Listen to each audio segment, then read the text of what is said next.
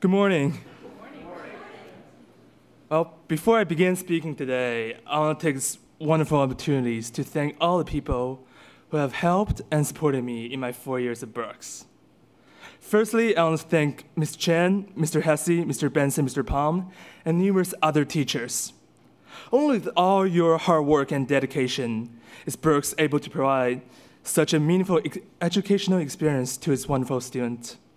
Thank you for making this school truly an ivory tower of intellectual exploration. Secondly, I want to thank the class of 2015. My 4 years here at Brooks could not have been more memorable without you guys. Thank you for making Brooks truly a home away from home. Last but not least, I would like to thank my advisor, Mr. Orch. 4 years ago, you shook my hand in front of Whitney House, and today, still the same Whitney and the same people, but now I'm standing here as a senior, ready to move on to the next chapter of my life. I could not imagine my 4 years here at Brooks without your wise and endorsement. If it weren't for you, the best advisor that I could ever have wished for, I would not have become the person I am today. Thank you so much, Mr. Orch, for looking after me all these years. For that, and I will be forever grateful. And today, I stand before you all not to preach, but to share a humble story of mine. It is a story that has helped me grow, and a story that is incredibly important to me. Why? Why didn't you choose my daughter? I'm begging you. The mother pleaded in a shaking voice, her hands trembling. My father tried to explain, but the words just couldn't come out. This is too cruel. This heart surgery is her only hope to live. How could you do this to her? I silently pleaded as hard as I can. But my father avoided my gaze. Standing in the corner of the room, the little girl, unaware of what's happening, looked the two strangers up and down with her big eyes full of curiosity. She had been told by her mother they were the angels who had come to rescue her. Growing up in a middle-class family in Shenzhen, China, I was a lucky boy. I have the luxuries that men can only dream of. Warm food, clean water, a safe home, a proper education, and the best medical treatment. Unfortunately, as a result, I was ignorant of how fortunate I was. I have always thought those luxuries are some of the most fundamental factors of life. However, I could not have been more wrong. In 8th grade, I accompanied my father to a remote mountain region in the west of China on a charity mission. For 2 weeks, my father's job was to help a charity to interview and to facilitate families in extreme poverty whose children had congenital heart disease. A type of heart disease that is extremely fatal to children.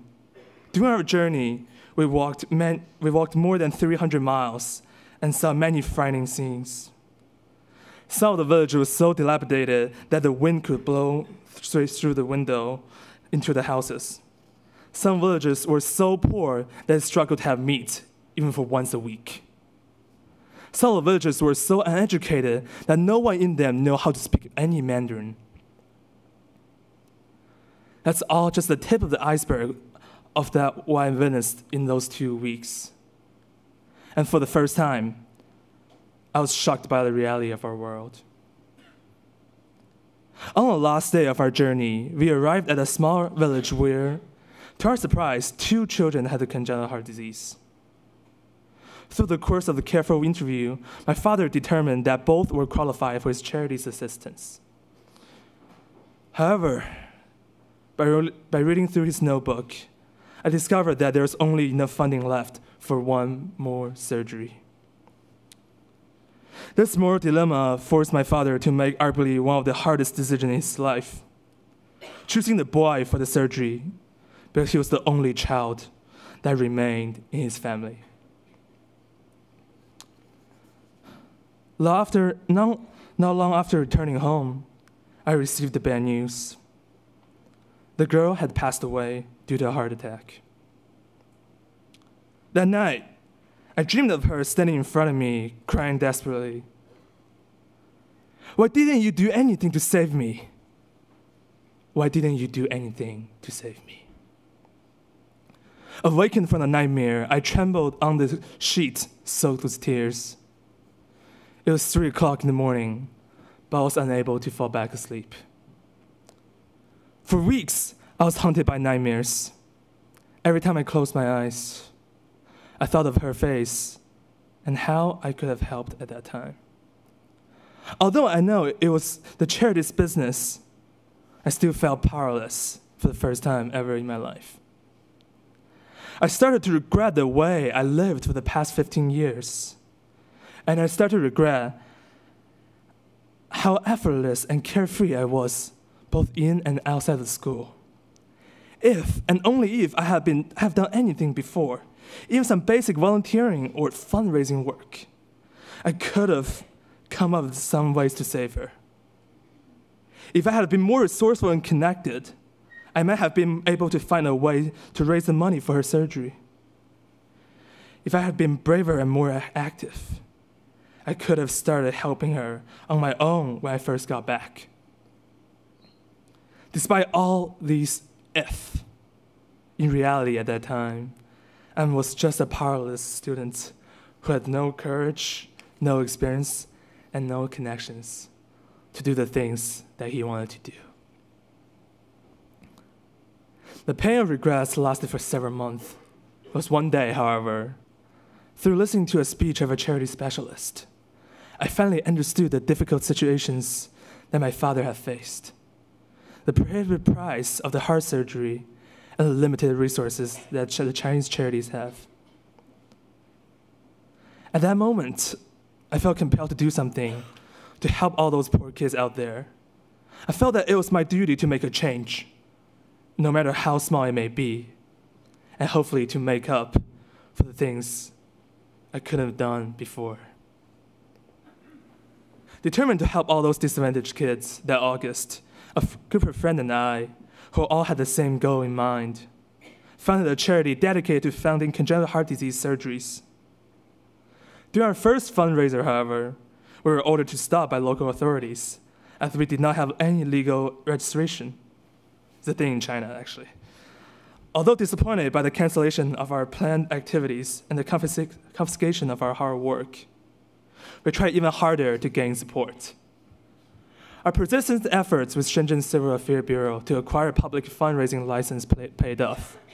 Our creative negotiations with Pepsi lead to a sponsorship and advertisement embodied with our message. Our yard sales sold more than hundreds of our items. By the end of the following year, we had raised for over $400,000, including an equivalent of $160,000 in government grant, and funded our first project, a 5-year-old girl's heart surgery. I still remember seeing the girl for the first time in the hospital. Before the surgery, she was looking pale and weak, lying in the bed, unable to do any physical work activities due to her heart disease. A year after the surgery, I visited her before I left the Bronx. Watching her running down the hallways with her laughter, happier than ever, I felt immense joy and satisfaction in my life. It was at that moment that I finally found what I truly love to do, to bring laughter back to those poor kids. And now, after sharing with you the stuff for me struggling to find my aspiration, I want to ask you to think about your aspiration in life. What are the things that you are truly happy with? And what are the things that you are truly passionate about? People's aspiration could be different things. For instance, Sage wants to help saving the environment. Emery wants to become an award-winning writer, and Matt wants to be involved in solving global issues. No matter what your dream is, from a sport to an instrument, from being the chef to becoming the president, the most important thing is to find your aspiration first. Maybe the road to finding this dream is full of challenges. However, if you do find it one day, you need to fight for it. Like the song Devenir Jocelyn just played, it means to become. To become the person you truly wanted to be. You will need to put all your power into striving for it.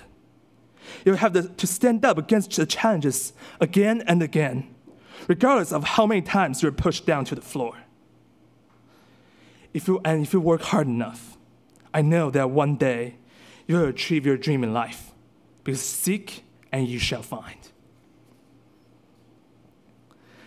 If you're the toughest fighter for your dream, and if you're running the extra miles or doing the extra work that nobody else is willing to do, but whenever you're tired like a normal human being, I want you to take a break.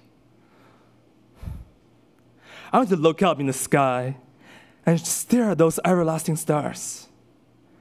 Then look down at the ground firmly supporting you. Then look into your heart and ask yourself this one last question. What hurts more? Is the pain of hard work or the pain of regret? Thank you.